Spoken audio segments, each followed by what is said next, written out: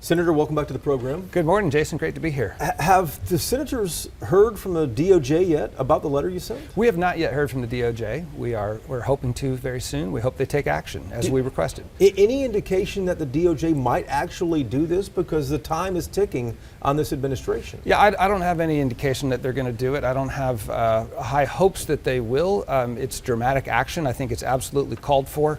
There's 50 states. DOJ is pretty busy, but I remain hopeful that they will respond to our letter because we sent it in all seriousness.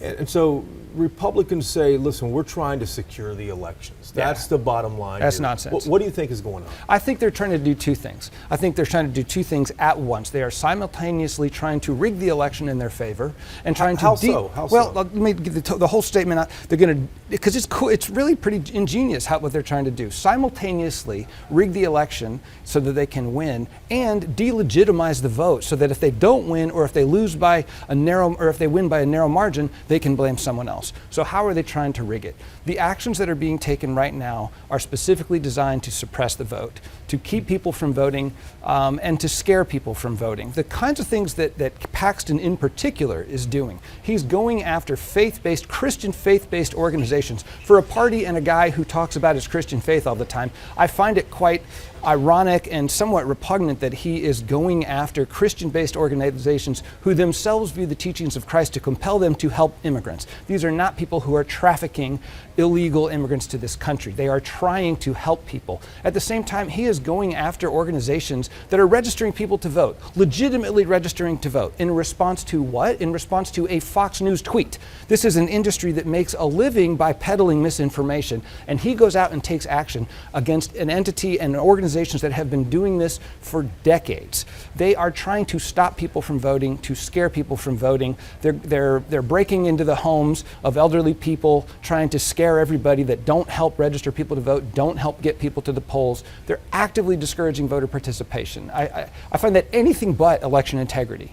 You're fired up about this, but a lot of these actions I wouldn't say are necessarily new to this election cycle. Well, they're timed very curiously, isn't it? This is August. No, I'm sorry, this is September. This is September. We're less than 90 days out. By the way, if Abbott and the Secretary of State are actually purging voters from the polls right now, they're in violation of federal law. That's something that Abbott had said. All this stuff is coordinated. Right now, less than 60 days before the election, suddenly we're taking these actions? Why is that? Why is that? Because they're trying to tell a story. They're trying to lie to the public that there's some rampant voter fraud going on so that people will protest the election result when Trump loses, which could foment all kinds of unrest. They're also scaring people, and that gets base voters to the polls on the far right. I don't have any respect for these tactics whatsoever. And as far as they haven't forever been going after voter registration organizations that sit outside the Department of Public Safety driver's license places. That's new. Been there for decades. They've been there for decades. Why would they be there if they're not trying to register illegal aliens to vote? That is ridiculous. They're there because family members accompany family members to DMV. People who are at DMV say, I don't know about registering to vote. They don't understand. They go outside. Someone explains it to them. They are performing a public service to encourage civic engagement. The very election officials of the regions that were cited in this fake news Fox tweet have confirmed that there is no illegal activity with voter registration going on there, including the local Republican Party chair. This is pure political tactics. How do you think this is going to impact the turnout from Democrats in November? I think it's going to make it bigger. I think it's going to continue to make people angry as long as they know what's going on. The election is being delegitimized and rigged, and I think that Democrats are not going to take the risk of letting that happen. They're going to get out and vote. That's my hope. That's my sincere hope. I really hope it backfires. I have no respect for the tactics they're employing right now. What if you don't hear back from the DOJ by November? Well, we're on the news right now talking to people. I hope it motivates people to vote. If the DOJ doesn't get active by November, perhaps they'll get active in February, because this is a long game. I want legitimate elections, just like everybody else wants legitimate elections. What's happening right now, the tactics being employed by Paxton and Abbott right now are delegitimizing our elections. They're undermining election integrity. And whether it gets investigated right now or in 3 or 4 months or 6 months, I want it to happen. because in the end, I want people to understand what election integrity truly is. It's an informed electorate participating in the vote, not being scared away, not having people have no faith in the results of our elections, which have been confirmed time and time and time again, audit after audit, to be high quality, high integrity, valid elections. In this state by Republican secretaries of state? In this state by Republican secretaries of state. Let me ask you about the state flood plan. You were at a Senate committee. Oh, a much calmer topic, yay. Is it really, though? Well, you were at that Senate committee hearing where this $54 billion plan was laid out. yeah.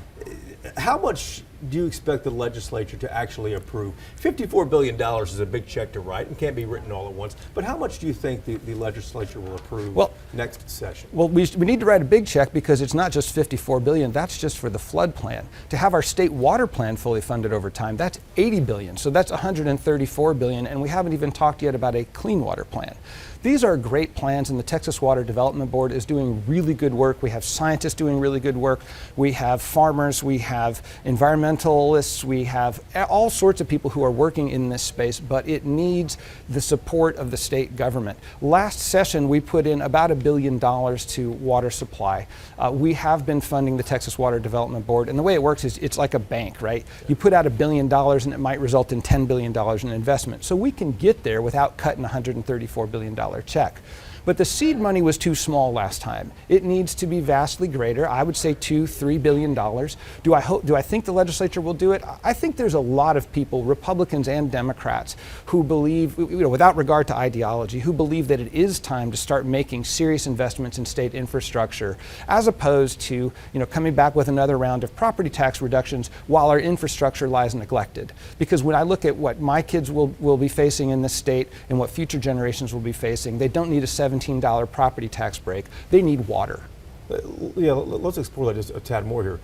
Water is a bipartisan issue, but it doesn't seem like state leaders and the legislature is really taking this seriously. I think there'll be a change this session.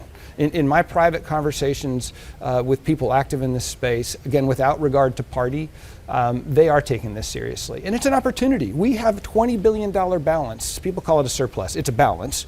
The reason it's not a surplus is because we didn't spend it on water infrastructure or electricity or healthcare or education. This is the extra $20 billion, though, that you guys will have to spend. It's not extra, it's a balance. But you're right, there's money there. And there's $26 billion in the rainy day fund. A responsible government will take that money, the taxpayers' dollars, and invest it for the benefit of the taxpayers. Not hoard it and not pass it out like cupcakes after dinner. We need to make some responsible investments, and water is one of the premier investments we need to make right now, and I'm hearing bipartisan support for it. Senator, thank you. Thank you, Jason.